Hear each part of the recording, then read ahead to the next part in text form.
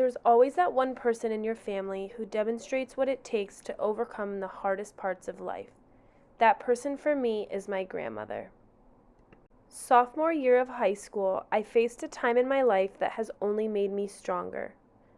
My grandmother went in for a major surgery and came out worse than she had walked in. After 9 hours of waiting in the waiting room for "She's okay, she's in recovery," we were told she was rushed to ICU.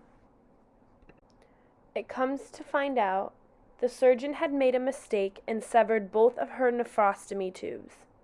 For 3 days, her body filled with urine, causing an infection to spread throughout her body, and my family wasn't sure if she would make it out alive.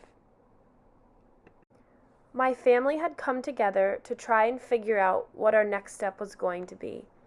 After a month of getting her stable, we were able to search for a doctor that was willing to fix someone else's mistake. Imagine trying to put a spaghetti noodle back together.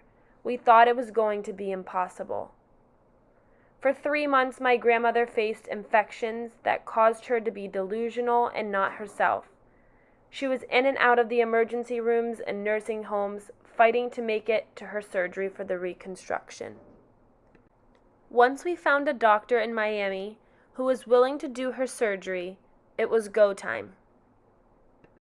The recovery took weeks of healing, time, and physical therapy in order to get my grandmother back onto her feet.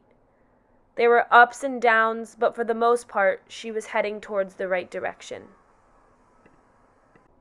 After a few months, she was back to herself, and I knew of that as soon as she asked me to take her shopping.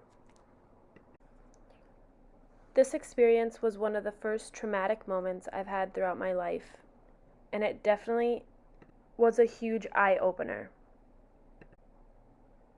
The lesson I learned throughout this life experience is to never take life for granted, and no matter what situation you're placed in, it's your choice to push yourself to get better, and that's exactly what she did.